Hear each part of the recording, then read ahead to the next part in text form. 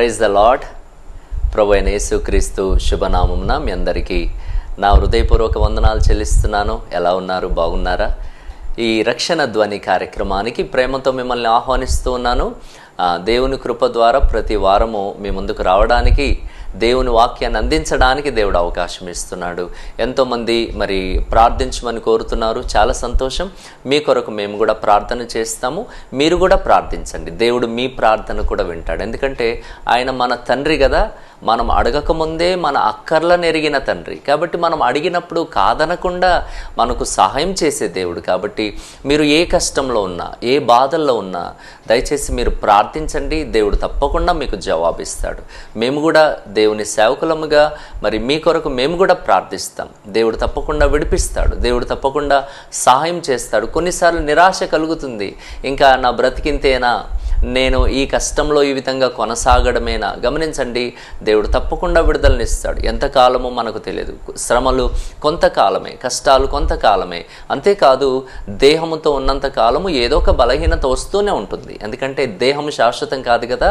కాబట్టి దయచేసి నిరాశ పడకండి, ధైర్యంగా ఉండండి. తండ్రిని అడగండి. దేవుడు తప్పకుండా నీకు సహాయం చేస్తాడు, ధైర్యాన్ని ఇస్తాడు. ఆ కష్టాన్ని ఓర్చుకునే శక్తిని కూడా దేవుడిస్తాడు. తప్పకుండా దేవుడు సహాయం చేస్తాడు. లోకంలో ఎంతోమంది ఉన్నారు కదా, కాళ్ళు చేతులు ఏమీ లేని వ్యక్తులు, కేవలం మొండెముతో మరి ప్రభు సువార్త చేస్తున్న భక్తులు ఉన్నారమ్మా. కాబట్టి ఏ విషయంలో నిరాశ పడకండి, ధైర్యంగా ఉండండి.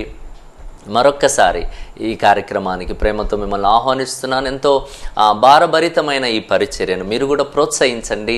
మరి మీ వంతు సహకారాన్ని అందించండి. తద్వారా మరి డబ్బు సంపాదన కోసమే చేసే పని కాదు. దీంట్లో ఎంతో ఖర్చు అవుతుంది. గమనించండి, డబ్బు ఉండి చేసేది కాదు. ఎంతోమంది కష్టజీవులు సంఘాలలో ముఖ్యంగా కష్టపడుతున్న బిడ్డలు ప్రయాసముతో కూలి కష్టము చేస్తూ వారికి వచ్చిన దాంట్లో ఈ పరిచర్య కొరకు చేతులు చాపుతున్న బిడ్డలు ఉన్నారు. దయచేసి గమనించండి, మరి డబ్బు సంపాదించాలనే ఆశతో కాదు. దీని వెనక ఎటువంటి దురుద్దేశం లేదు, ఎటువంటి మోసం లేదు. యథార్థంగా చెప్తున్నాను దేవుని సేవకునిగా. కాబట్టి మీ వంతు కూడా సహకరించండి, ప్రార్థించండి. తద్వారా అనేకులకు దీవెనకరంగా ఈ కార్యక్రమాలు ముందుకు కొనసాగాలని దీని సేవకుడిగా ఆశిస్తున్నాను. ఎంతోమంది ప్రార్థిస్తున్న బిడ్డలు, ఆర్థికంగా సహాయం చేస్తున్న బిడ్డలను దేవుడు గొప్పగా దీవించునుగాక. కొంతమంది మరి వారి పేరు దైవజెండా తెలియచేయకండి, మా పేరు చెప్పకండి, దేవునికి తెలిస్తే చాలు అన్నట్లుగా కొంతమంది వ్యక్తం చేస్తూ ఉంటారు. అందుకోసమే కొంతమంది పేర్లు చెప్పలేకపోతున్నాము. ఎవరెవరైతే ఈ కార్యక్రమాలకు చేతులు చాపుతున్నారో వారందరినీ ప్రభు దీవించునుగాక. మీ వంతు కూడా సహకారాన్ని అందించండి. తద్వారా అనేకులకు దేవుని ప్రేమను అందించడానికి అవకాశం ఉంటుంది. ఈ కార్యక్రమాలు మరి ఈ వాక్య సందేశాలు యూట్యూబ్లో కూడా ఉన్నాయి. పాస్టర్ జె విజయ్ కుమార్ అని టైప్ చేస్తే కనుక దాంట్లో ప్రసంగాలు ఉన్నాయి, కొన్ని కార్యక్రమాలు, పాటలు. దయచేసి మీరు కూడా వినండి, అనేకులకు షేర్ చేయండి, పరిచయం చేయండి. ఛానల్ ఒకవేళ సబ్స్క్రైబ్ చేయకపోతే చేసుకోండి. తద్వారా మరి మనం ప్రతి వారం ఏ వాక్యాలు అయితే మనం అప్లోడ్ చేస్తున్నామో మీరు వినడానికి అవకాశం ఉంటుందని దీన సేవకుడిగా మనం చేస్తున్నాం. దేవుని వాక్యాన్ని ధ్యానం చేసుకుందాం. ఎబ్రీలకు రాసిన పత్రిక 2వ అధ్యాయము 1 నుండి 4 వచనాలు నేటి ధ్యాన భాగముగా ధ్యానం చేసుకుందాము. ఎబ్రీలకు రాసిన పత్రిక 2వ అధ్యాయము 1 నుండి 4 వచనాలు. కావున మనము వినిన సంగతులను విడిచిపెట్టి కొట్టుకొని పోకుండాన్నట్లు వాటి యందు మరి విశేష జాగ్రత్త కలిగి ఉండవలెను. ఎందుకనగా దేవదూతల ద్వారా పలకబడిన వాక్యం స్థిరపరచబడినందున ప్రతి అతిక్రమమును అవిధేయతయు న్యాయమైన ప్రతిఫలము పొంది ఉండగా ఇంత గొప్ప రక్షణను మనం నిర్లక్ష్యం చేసినెల్లా ఎలాగూ తప్పించుకొందుమో? అట్టి రక్షణ ప్రభు బోధించుట చేత ఆరంభమై దేవుడు తన చిత్తానుసారంగా సూచక్రియల చేతను, మహత్కార్యముల చేతను, నానా విధములైన అద్భుతముల చేతను, వివిధములైన పరిశుద్ధాత్మ వరములను అనుగ్రహించుట చేతను వారితో కూడా సాక్ష్యమిచ్చుచుండగా వినిన వారి చేత మనకు దృఢపరచబడెను. హల్లెలూయా. దేవుని వాక్యము ఎబ్రీ పత్రికలో మరి చాలా చక్కటి విషయాలు భక్తుడైన పౌలు ద్వారా దేవుడు పలకగా మనం వింటూ ఉంటాం. నిజంగా దేవుడు ప్రజలను ఏ విధంగా దర్శిస్తున్నాడు, ముఖ్యంగా దేవుని ఉద్దేశం ఏంటి. యాక్చువల్గా నిజంగా ఒక వ్యక్తి దైవ ఉద్దేశాన్ని గుర్తించాలి, దేవుని ఉద్దేశాన్ని తెలుసుకోవాలి కదా. గమనించండి, మొట్టమొదటి అధ్యాయము 1వ వచనంలో మాట చూస్తాం మనం. పూర్వకాలమందు నానా సమయంలోనూ నానా విధములుగాను ప్రవక్తల ద్వారా మన పితరులతో మాట్లాడిన దేవుడు ఈ దినముల అంతమందు కుమారుని ద్వారా మనతో మాట్లాడెను. గమనించండి, దేవుని ఉద్దేశం ఏంటంటే ఆయన మనతో మాట్లాడాలి. మన పూర్వకాలమందు పితరులతో దేవుడు ఏ విధంగా మాట్లాడాడు? ప్రవక్తల ద్వారా మాట్లాడాడు, దేవదూతల ద్వారా మాట్లాడాడు కదా. వారికి ధర్మశాస్త్రాన్ని కూడా, మోషే ధర్మశాస్త్రాన్ని కూడా దేవుడు తన దూతల ద్వారా అందించడం జరిగింది. అంటే దేవుని ఉద్దేశం ఏంటంటే ప్రజలతో మాట్లాడాలి. ఏం మాట్లాడాలి? తన ఉద్దేశం అంతా తెలియచేయాలి. ఏదేను తోటలో ప్రతిరోజు దేవుడు మరి ఆదాము అవ్వలతో మాట్లాడేవాడు కదా, వాళ్ళను దర్శించేవాడు, వాళ్ళతో సంభాషించేవాడు. దేవుడు మాట్లాడే దేవుడు కదా. ఆయన నోరుండి పలకలేని దేవుడు కాదాయన, మాట్లాడే దేవుడు. గమనించండి దేవుని బిడ్డలారా, దేవుడు మాట్లాడేవాడు, మాట్లాడాలి అన్నది ఆయన ఉద్దేశము అన్న విషయము మనకి ఇక్కడ అర్థమవుతుంది. దేవుడు మాట్లాడుతూ ఉన్నాడు, ప్రజలతో మాట్లాడుతున్నాడు, సేవకుల ద్వారా మాట్లాడుతున్నాడు, వాక్యము ద్వారా మాట్లాడుతున్నాడు. ఈరోజు టీవీల ద్వారా కదా, మరి మీటింగ్స్ ద్వారా, కరపత్రికల ద్వారా ఎన్నో రకాలుగా దేవుడు మనతో మాట్లాడుతున్నాడు. ప్రతి వారము దేవుడు నీతో మాట్లాడుతున్నాడు. కాబట్టి ఇక్కడ ఏమంటాడంటే 2వ అధ్యాయం 1వ వచనంలో, కావున మనము వినిన సంగతులను విడిచిపెట్టి కొట్టుకొని పోకుండాన్నట్లు. మనము కూడా అంటే కొట్టుకొని పోకుండాన్నట్లు అని అంటే దాని అర్థం ఏంటి అంటే దేవునికి దూరం కాకుండా కదా. చాలామంది దేవుడు మాట్లాడే మాటలను విడిచిపెట్టి దేవునికి దూరంగా కొట్టుకొని పోయే స్థితిలో, దేవునికి దూరం అయిపోయే స్థితిలో ఉన్నట్లుగా మనం గమనించవచ్చు. ఈరోజు మనం ధ్యానించే అంశం కూడా అదే. వినిన సంగతులను విడిచిపెట్టి కొట్టుకొని పోకుండా ఉండాలంటే ఏ విధంగా ఉండాలి కదా. వినిన సంగతులను విడిచిపెట్టి కొట్టుకొని పోకుండా ఉండాలంటే ఏ విధంగా ఉండాలి కదా. గమనించండి, ఇక్కడ కొన్ని విషయాలు మనతో మాట్లాడుతున్నాడు. నిజమే, దేవుడు మాట్లాడుతున్నాడు, దేవుడు తన వాక్యము చేత మనతో మాట్లాడుతున్నాడు. వినిన సంగతులను విడిచిపెడుతున్నాం, ప్రతి వారం వింటున్నాము, విడిచిపెడుతున్నాం కదా. ఇటువంటి కార్యక్రమాల్లో ఎన్నోసార్లు దేవుని వాక్యాన్ని వింటున్నాము, విడిచిపెట్టేస్తున్నాం. మందిరంలో నుండి బయటకు రాగానే దేవుని వాక్యాన్ని మర్చిపోతాం, విడిచిపెట్టేస్తాం. గమనించండి, విడిచిపెట్టి మీరు కొట్టుకొని పోకుండా అనగా దేవునికి దూరం అయిపోకుండా మరి ఉండాలంటే ఏం చేయాలి? మొట్టమొదట ఏమన్నాడంటే మీరు మరి విశేష జాగ్రత్త కలిగి ఉండాలి అన్నాడు కదా. జాగ్రత్త అనడంలో ఒక అర్థం ఉంటే మరి విశేష జాగ్రత్త అంటే ప్రత్యేకమైన జాగ్రత్త కలిగి ఉండండి. జాగ్రత్త అనే మాట ఎప్పుడు వాడతారో మనకు తెలుసు దేవుని బిడ్డలారా. ఏ విషయాలైతే ప్రాముఖ్యమైన విషయాలో కదా, మర్చిపోలేని సంగతులో, జాగ్రత్త పడవలసిన విషయాలు ఏవైతే ఉంటాయో వాటి విషయంలో జాగ్రత్తలు చెప్తూ ఉంటారు. ఆ విషయం మర్చిపోవద్దు, జాగ్రత్త అంటారు. గమనించండి, దేవుని మాటను కూడా నువ్వు మర్చిపోకుండా, విడిచిపెట్టకుండా మరీ విశేష జాగ్రత్త కలిగి ఉండండి అన్నాడు. ఈరోజు చాలామంది దేవునికి దూరం అయిపోతున్నారు, కొట్టుకొని పోతున్నారు కదా. వరదల్లో ఏ విధంగానైతే ప్రజలు కొంతమంది కొట్టుకొని పోయారో సరే, గమనించండి, అదొక రకమైనటువంటి నష్టం అయితే ఈరోజు ప్రజలు దేవునికి దూరమై కొట్టుకొని పోతున్నారు. గమనించండి, ఒక పర్యాయము రాజైనటువంటి సొలొమోను కూడా తన భార్యల ప్రేరేపణ చేత, వాక్యంలో రాయబడింది, తన భార్యలు తన హృదయాన్ని త్రిప్పివేశారట, దేవుని మీద నుండి త్రిప్పివేశారు, కొట్టుకొని పోయాడు కదా. చక్కటి ఆరంభం కలిగిన వ్యక్తే, కానీ ఒక సందర్భంలో అందుకోసమే వినిన సంగతులను విడిచిపెట్టకుండా కొట్టుకొని పోకుండా జాగ్రత్తగా ఉండండి అంటున్నాడు. దేవుని బిడ్డలారా, అంత్య దినాల్లో ఉంటున్నాం, అపాయకరమైన రోజుల్లో ఉంటున్నాం. లోకం మనకు శాశ్వతం కాదు దేవుని బిడ్డలారా. దేవుని రాజ్యం మనకు శాశ్వతం, మోక్షం మనకు శాశ్వతం. దేవుడు నీతో మాట్లాడాలని ఆయన ఉద్దేశిస్తూ ఉన్నాడు. ఇంకా 1వ అధ్యాయంలో చాలా విషయాలు ఉన్నాయి. ఆయన గొప్పతనము రాయబడింది, యేసు ప్రభుల వారి గొప్పతనం. ఆయన దేవదూతల కంటే కూడా ఉన్నతమైన నామము కలిగిన వాడు, కానీ దేవదూతల కంటే తక్కువ వాడుగా తన్ను తాను తగ్గించుకున్నాడు అని మనము 2వ అధ్యాయము 9వ వచనంలో చూస్తాం. ఆయన గొప్పవాడు అని 1వ అధ్యాయం 3వ వచనం 4వ వచనంలో ఉంది. కానీ అంత గొప్పవాడు తగ్గించుకున్నాడు నీ కోసం, మన కోసమై గమనించండి, ఆయన నీతో మాట్లాడుతుంటే దేవుని మాటను మనము ఎప్పుడు కూడా పెడచెవిని పెట్టకూడదు, విడిచిపెట్టకూడదు. అందుకోసం యెషయా గ్రంథం 55వ అధ్యాయం 3వ వచనంలో అంటాడు, దయచేసి గమనించండి, చెవియొగ్గి నా యొద్దకు రండి, చెవియొగ్గి నా యొద్దకు రండి, మీరు వినిన ఎడల మీరు బ్రతుకుదురు. హల్లెలూయా. మీరు నా మాట వింటే బ్రతుకుతారు. దేవుని మాట వింటే బ్రతుకుతాం. దేవుని మాటను విడిచిపెట్టకూడదు. దేవుని బిడ్డలారా, ఈరోజు సేవకుల ద్వారా మాట్లాడుతున్నాడు. ఇది మతబోధగా భావించకూడదు, ఇది మత ప్రచారంగా భావించకూడదు. ఇది దేవుని మాట. ఎవరు నిలబడి మాట్లాడినా, నాలాంటి వాళ్ళు మాట్లాడవచ్చు, పెద్దవాళ్ళు మాట్లాడవచ్చు, నాకంటే చిన్నవాళ్ళు మాట్లాడవచ్చు. దేవుడు నీతో ఏ విధంగా మాట్లాడుతున్నాడో, ఎవరి ద్వారా మాట్లాడుతున్నాడో, ఎన్నిసార్లు మాట్లాడుతున్నాడు. కొన్నిసార్లు అయితే కొంతమంది కదా కొన్ని సంవత్సరాలుగా దేవుని మాటలు వింటూనే ఉంటారు, కానీ విడిచిపెట్టి మర్చిపోయి కొట్టుకొని పోయే స్థితిలో, దేవునికి దూరం అయిపోయే స్థితిలో. అదే అన్నాడు, మీరు కొట్టుకొని పోవడం అంటే అది నష్టం, అది నష్టానికి సూచన. కొట్టుకొని పోయారు అంటే నష్టపోయారు, ఉన్న స్థలంలో నుండి దూరం అయిపోయారు, కొట్టుకొని పోయారు. గమనించండి దేవుని బిడ్డలారా, అందుకోసమే దేవుని మాటను మనం వినాలి, దేవుని మాటను మనం విడిచిపెట్టకూడదు. దేవుని మాట శక్తి గలది కదా. అందుకోసమే నా యొద్దకు రండి, నా మాట వింటే బ్రతుకుతారు. శతాధిపతి అంటాడు బైబిల్ గ్రంథంలో, క్రొత్త నిబంధనలో, అయ్యా నా దాసుడు అనారోగ్యంతో బలహీనుడుగా ఉన్నాడయ్యా, కానీ నేను నీ యొద్దకు రావడానికి నాకు యోగ్యత లేదు, మీరు నా ఇంటికి రావడానికి కూడా నాకు అర్హత లేదయ్యా, నువ్వు మాట మాత్రం సెలవిస్తే చాలు, నా దాసుడు బాగుపడతాడు. హల్లెలూయా. అంటే దేవుని మాట ఎంత గొప్పది. దేవుని మాట వింటే, ఆయన మాట ద్వారా సృష్టి అంతా కలిగింది, ఆయన మాటతో సమస్తమును చేసిన దేవుడు.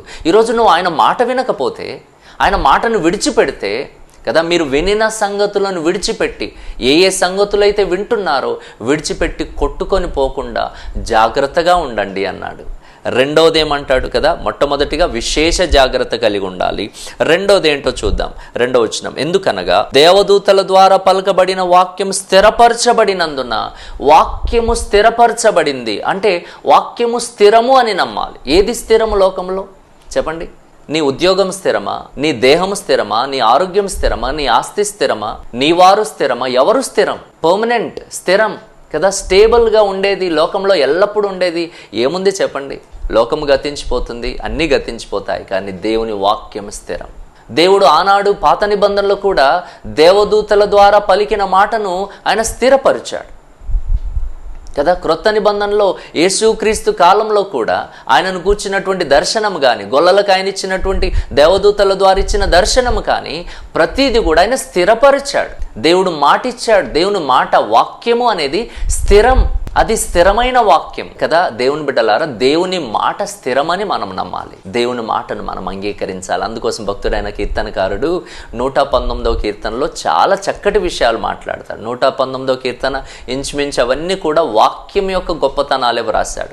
దాంట్లో ఒక వచనము 38వ వచనంలో అద్భుతమైన మాట ఉంటుంది. 119వ కీర్తన 38వ వచనంలో, నీవిచ్చిన వాక్యము మనుష్యులలో నీ భయమును పుట్టించుచున్నది, నీ సేవకు నీకి దానిని స్థిరపరచుము. హల్లెలూయా. నీవిచ్చిన వాక్యం మనుషుల్లో ఏం పుట్టిస్తుందంట? మనుషులలో నీ భయమును పుట్టించుచున్నది. దేవుని మాట, దేవుని వాక్యము మనుషుల్లో ఏం పుట్టిస్తుంది? దైవ భయాన్ని పుట్టిస్తుంది. హల్లెలూయా. ఎంత గొప్ప మాట కదా. గమనించండి, అందుకోసమే దేవుని వాక్యం మనలో ఉండాలి. అదే 119వ కీర్తనలో కీర్తనకారుడు అంటాడు, నీ ఎదుట నేను పాపం చేయకుండా నా హృదయంలో నీ వాక్యమును ఉంచుకొని ఉన్నాను. ఎంత గొప్ప మాట కదా. అంటే వాక్యానికి ఎంత ప్రాముఖ్యత ఉంది. దేవుని వాక్యం స్థిరమని నమ్మాలి. బైబిల్ గ్రంథంలో చెప్పబడిన మాటలు స్థిరము, ఇవి కల్పిత కథలు కావు, ఎవరికి నచ్చినది వాళ్ళు రాసినది కాదు. ఇది ఇంతవరకు చెప్పబడిన ప్రతి ప్రవచనము నెరవేరింది. యేసుక్రీస్తును గూర్చిన ప్రతి ప్రవచనం నెరవేరింది కదా. యేసుక్రీస్తు ఆయన మొదటి రాకడను గూర్చి కానీ, ఆయన ఏ విధంగా సెలవు వేయబడతాడు, త్యాగం చేయబోతున్నాడు, ప్రతీది కూడా ప్రవచనము చెప్పబడింది. ఆ మాటలన్నీ కూడా స్థిరపరచబడ్డాయి. గమనించండి, దేవుని వాక్యం స్థిరము అని మనం నమ్మాలి. దేవుని వాక్యం స్థిరము కదా. అందుకోసమే దేవా, నీవిచ్చిన వాక్యం మనుషులలో నీ భయమును పుట్టించుచున్నది, నీ సేవకునికి దాన్ని స్థిరపరచుము. నీ వాక్యాన్ని నాకు స్థిరపరచుము. ఆస్తిని స్థిరపరచుము, ఆరోగ్యాన్ని స్థిరపరచుము, అంతస్తులు స్థిరపరచుము అని అడగడం లేదు దేవుని సేవకుడు కీర్తనకారుడు. కానీ దేవా, నీ వాక్యమును నాకు స్థిరపరచు. అందుకోసమే దేవుని వాక్యం, దేవా నీ వాక్యమే నన్ను బ్రతికిస్తుంది అంటాడు. అదే కీర్తనకారుడు, నీ వాక్యమే నన్ను బ్రతికిస్తుంది, బాధల్లో ఇదే నాకు నెమ్మది కలిగిస్తుంది, నీ వాక్యము నా పాదములకు దీపము, నా త్రోవకు వెలుగు అంటాడు. ఎన్ని విషయాల్లో వాక్యము గొప్పతనం. వాక్యము అనగా దేవుని మాట, వాక్కు, వర్డ్ ఆఫ్ ద లార్డ్, దేవుని మాట. అది దేవుని నోట నుండి పలకబడిన మాట. ఇది ఆ మాట స్థిరము అని నమ్మాలి. ఆ మాటను విడిచిపెట్టకూడదు. దేవుని వాక్యాన్ని విడిచిపెట్టకూడదు. ఆయన మాటలు విడిచిపెట్టకుండా మొట్టమొదట జాగ్రత్త కలిగి ఉండాలి. రెండోది ఏంటి అంటే దేవుని వాక్యము స్థిరమని నమ్మాలి. మరొక 2 విషయాలు మీతో చెప్పి ముందుకు వెళ్తాను. ఆ 2వ అధ్యాయం మరలా చదువుదాం. 2వ అధ్యాయం 2వ వచనం, ఎందుకనగా దేవదూతల ద్వారా పలుకబడిన వాక్యము స్థిరపరచబడినందున ప్రతి అతిక్రమమును అవిధేయతయు న్యాయమైన ప్రతిఫలము పొంది ఉండగా. ప్రతి అతిక్రమము, ప్రతి అవిధేయత న్యాయమైన ప్రతిఫలము పొంది ఉండగా. అంటే గమనించండి, కొట్టుకొని పోకుండా, దేవుని వాక్యాన్ని విడిచి కొట్టుకొని పోకుండా ఉండాలంటే మరొకటి చేయాలి. ఏంటంటే ప్రతి క్రియ కూడా అది న్యాయమైన తీర్పులోనికి వస్తుంది అని గమనించాలి. అది అతిక్రమమైన, అవిధేయతైన, అతిక్రమం కదా, ట్రాన్స్గ్రెషన్ అంటారు. గమనించండి, ఆదామవ్వల విషయంలో అదే జరిగింది. అతిక్రమం. వారు కదా దానిని దాచిపెట్టడానికి వారు కూడా దాక్కునే ప్రయత్నం చేశారు. ఆదామా ఎక్కడున్నావు నీవు? దాక్కుని ఉన్నాడు. దాక్కుని పాపాన్ని దాచే ప్రయత్నం చేశాడు. గమనించండి, అతిక్రమం, పాపము, ప్రతి పాపము కూడా న్యాయమైనటువంటి తీర్పు పొందుతుంది. అనగా న్యాయమే. దేవుడు ముఖము చూసి తీర్పు తీర్చేవాడు కాదు, నీ ఆకారము చూసి తీర్పు తీర్చేవాడు కాదు, నీ ఆస్తిని బట్టి కాదు, నీ యొక్క భక్తిని బట్టి కాదు. గమనించండి, న్యాయపు తీర్పు ఉంటుంది. ప్రతి క్రియ, వాక్యంలో రాయబడి ఉంది కదా, దేహముతో జరిగించే ప్రతి క్రియ, అది మంచిదైనను సరే చెడ్డదైనను సరే, ప్రతిదీ కూడా క్రీస్తు న్యాయపీఠం ఎదుట తీర్పులోనికి వస్తుంది. ప్రతిఫలం ఉంది. గమనించండి, అందుకోసమే మనము అతిక్రమములను దాచిపెట్టకూడదు. 28వ అధ్యాయం సామెతల గ్రంథంలో 13వ వచనంలో చక్కగా వ్రాయబడింది, అతిక్రమములను దాచిపెట్టేవాడు వర్ధిల్లడు, దానిని ఒప్పుకొని విడిచిపెట్టువాడు కనికరం పొందుతాడట. మనకు కావాల్సింది అదే కదా. వాక్యంలో ఎంత చక్కగా వ్రాయబడింది కదా, ప్రతి అతిక్రమము, అవిధేయత న్యాయమైన ప్రతిఫలము పొంది ఉండగా. ఇది గమనించాలి.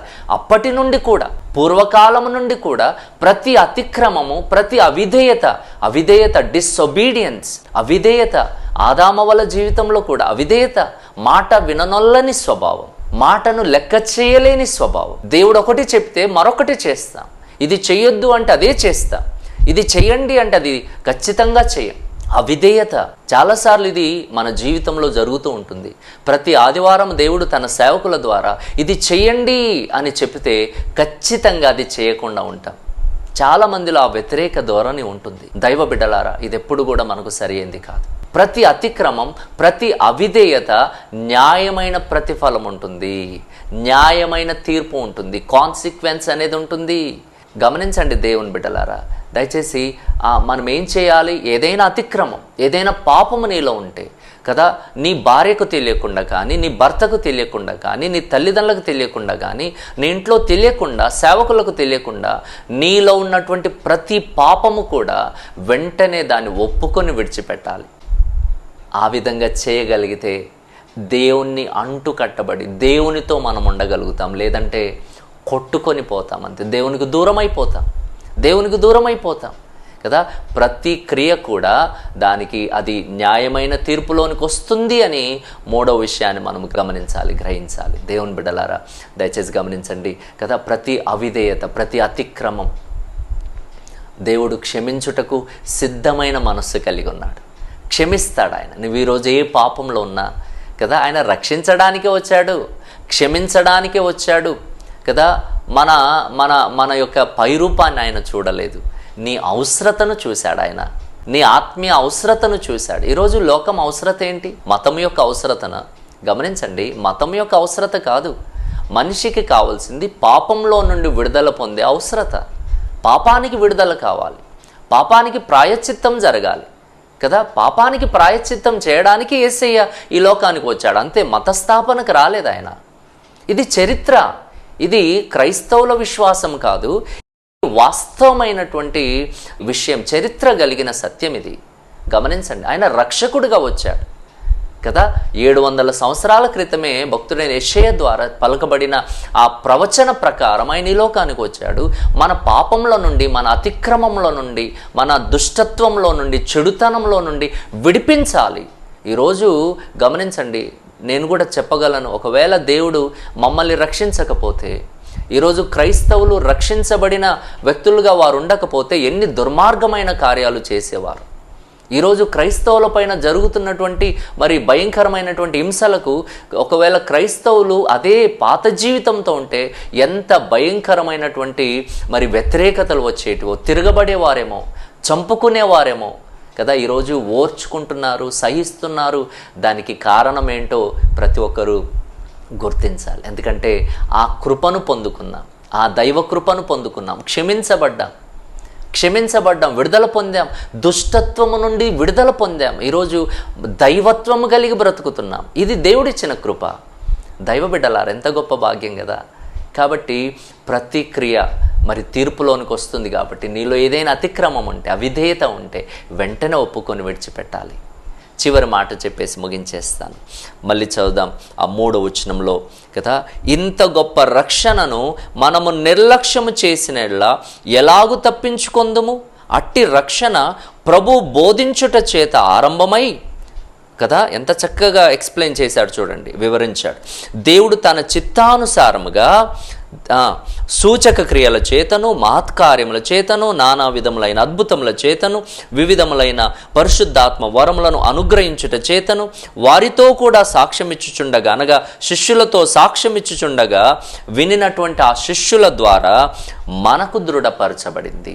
యేసు ప్రభుల వారు రక్షణను ప్రజలకు బోధించుట చేత రక్షణ ప్రణాళిక అనేది దేవుడు ఆరంభించాడు కదా. బోధించకపోతే ఏ విధంగా తెలుస్తుంది? ఆనాడు యేసు ప్రభు లోకానికి సత్యాన్ని బోధించాడు. తను ఏర్పరచుకున్నటువంటి ఆ 12 మంది శిష్యులకు కూడా ఆ సత్యాన్ని బోధించాడు. మీరు వెళ్ళి సర్వసృష్టికి సువార్తను ప్రకటించండి అని ప్రభు చెప్పాడు. ఆ సువార్త మన దేశానికి వచ్చింది తోమా ద్వారా. 12 మంది శిష్యులలో ఒకడైనటువంటి తోమా ద్వారా మన దేశానికి, మద్రాసు ప్రాంతానికి, ఆ విధంగా మన దేశానికి ఈ సత్య సువార్త అందింది. ఎవరో తెల్లవాళ్ళు, అమెరికా దేశస్తులు ఎవరో తీసుకొచ్చిన సత్యం కాదు ఇది. స్వయాన యేసు ప్రభు బోధను స్వీకరించి, అంగీకరించి ఆయన ద్వారా పంపబడినటువంటి తోమా ద్వారా మన దేశానికి రక్షణ సువార్త అందింది. ఎంత గొప్ప భాగ్యం ఇది. కాబట్టి ప్రభు ఏమంటున్నాడంటే భక్తుడైన పౌలు ద్వారా, ఇంత గొప్ప రక్షణ, ఇది మామూలు రక్షణ కాదు, గొప్ప రక్షణ. దేవుడే మానవుడిగా మారి జరిగించినటువంటి గొప్ప రక్షణ ఇది. ప్రాణత్యాగము చేసి పాపానికి క్రయధనము చెల్లించినటువంటి గొప్ప రక్షణ ఇది. షాపులో ఈజీగా డబ్బులు పెట్టి కొన్నంత సులువైనది కాదమ్మా. ఈరోజు క్రైస్తవులు చర్చికి వెళ్ళినంత సులువైనది కాదు ఇది. పాటలు పాడినంత సులువైనది కాదు ఇది. సేవకులు మాలాంటి వాళ్ళు వాక్యాన్ని బోధించినంత సులువైనది కాదు ఇది. ఇది సత్యసువార్త. ప్రాణం పెట్టి దేవుడే మానవుడిగా మారినటువంటి రక్షణ ప్రణాళిక. అందుకోసం అన్నాడు, ఇంత గొప్ప రక్షణను నిర్లక్ష్యము చేస్తే, నిజమే, కొట్టుకొని పోకుండా ఉండాలంటే ఏముండకూడదు అంటే నిర్లక్ష్య వైఖరి ఉండకూడదు. గమనించండి, నెగ్లిజెన్సీ, ఈరోజు నిర్లక్ష్యం కదా. ఆనాటి నుండి అదే కదా జరుగుతుంది, నిర్లక్ష్యం. నోవహు కాలం నుండి కూడా అదే కదా జరుగుతుంది, లెక్కలేనితనం, నిర్లక్ష్యము. చెయ్యొచ్చులే, వెళ్ళొచ్చులే, మారొచ్చులే, మార్చుకుందాంలే. వాక్యాన్ని వింటున్న నా ప్రియ సహోదరి సహోదరులారా, యవనస్తులారా, కుటుంబ యజమానులారా, తల్లులారా, మార్చుకుందాంలే, చేద్దాంలే అని అనుకుంటున్నావా? నిర్లక్ష్యం చేస్తున్నావా? వాయిదాలు వేస్తున్నావా? ఈరోజు సజీవంగా ఉన్నావు. ఈ రాత్రి ఏం జరుగుతుందో నీకు తెలుసా? మన ప్రయాణంలో మనకేం జరుగుతుందో మనకు తెలుసా? మంచి మంచి వ్యక్తులు, దయచేసి గమనించండి, లోకాన్ని సెకండ్లలో కదా, క్షణాల్లో విడిచిపెట్టి వెళ్ళిపోతున్నారు. ఎంతమంది వరదల్లో, ఎవరు ఊహించారు? విజయవాడ ప్రాంతము కదా, ఆంధ్ర ప్రాంతంలో ఎన్నో ప్రాంతాలు కదా, చైనాలో ఇప్పుడు భయంకరమైన పరిస్థితి. ఎవరు ఊహించారు కదా? ఆకస్మికమైనటువంటి మరణాలు, ఆకస్మికమైన సంఘటనలు. నిర్లక్ష్యం చేస్తే ఏ విధంగానూ తప్పించుకుంటావు. నరకాన్ని తప్పించడానికి యేసు ప్రభు ఇంత గొప్ప రక్షణ ప్రణాళికను ఏర్పాటు చేస్తే నీవు నిర్లక్ష్యం చేస్తే, నిజమే కొట్టుకొని పోవడానికి, నష్టపోవడానికి, తప్పించుకోకపోవడానికి గల కారణం ఏంటంటే మధ్యలో వచ్చేది నిర్లక్ష్యం, నెగ్లిజెన్సీ. ఈరోజు నిర్లక్ష్యం ఎప్పుడు కూడా సరైనది కాదు కదా. ఒక పనిని చేస్తున్నప్పుడు, ఒక ప్రాముఖ్యమైన పని చేస్తున్నప్పుడు, ఇప్పుడు డ్రైవింగ్ చేస్తున్నాం, నిర్లక్ష్యం పనిచేస్తుందా? ఒక విలువైన విషయం, ఒక ప్రాముఖ్యమైన విషయాన్ని గురించి మనము ఆలోచించినప్పుడు కానీ, ఆ పనిని జరిగిస్తున్నప్పుడు కానీ నిర్లక్ష్యము పనిచేయదు కదా. ఆహారమును నిర్లక్ష్యం చేస్తే మేబీ అనారోగ్యం రావచ్చు, నిద్రను నిర్లక్ష్యం చేస్తే కొంత అనారోగ్యం రావచ్చు. అదే రక్షణను నిర్లక్ష్యం చేస్తే నువ్వు నరకాన్ని తప్పించుకోలేవు. భయంకరమైన అగ్నిగుండం అది, నరకము అది అగ్నిగుండము, అగ్ని ఆరదు, పురుగు చావదు. అది తప్పించడానికే నీ స్థానంలో దేవదూతల కంటే గొప్పవాడైనటువంటి తాను దేవదూతల కంటే కూడా తగ్గించుకొని కదా నీ స్థానానికి వచ్చి, నీ లెవెల్కు వచ్చి, నీ స్థానంలో ఆయన నిలబడి కదా పాపిగా ఉన్న నీ కోసమై, నా కోసమై, లోకం కోసమై ఆయన తన ప్రాణాన్ని పెట్టి నిన్ను విడిపించినప్పుడు నీలో నిర్లక్ష్యం ఎందుకు నా ప్రియ దేవుని బిడ్డలారా?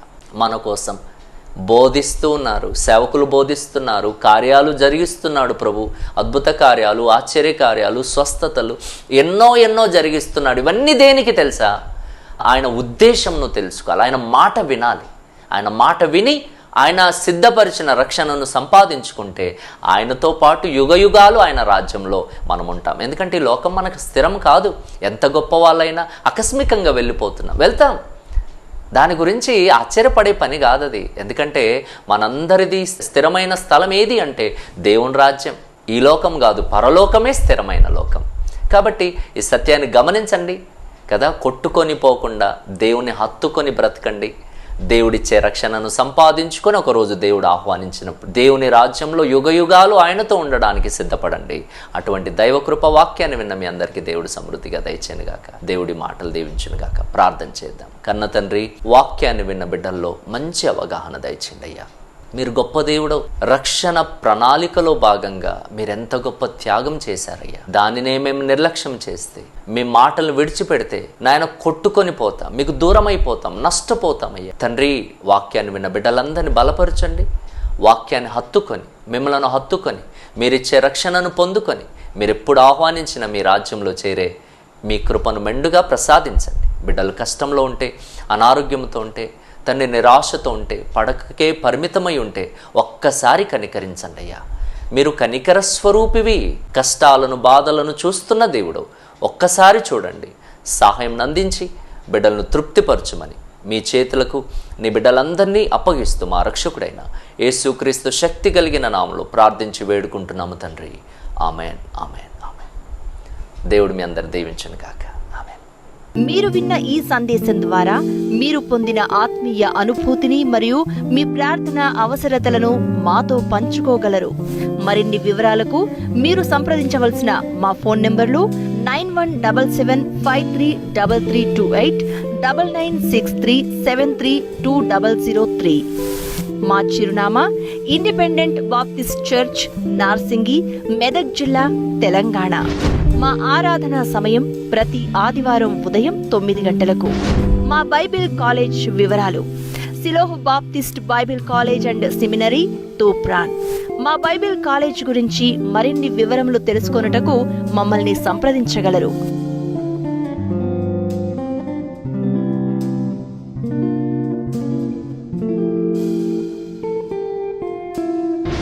దేవుడు మిమ్ములను సమృద్ధిగా దీవించునుగాక.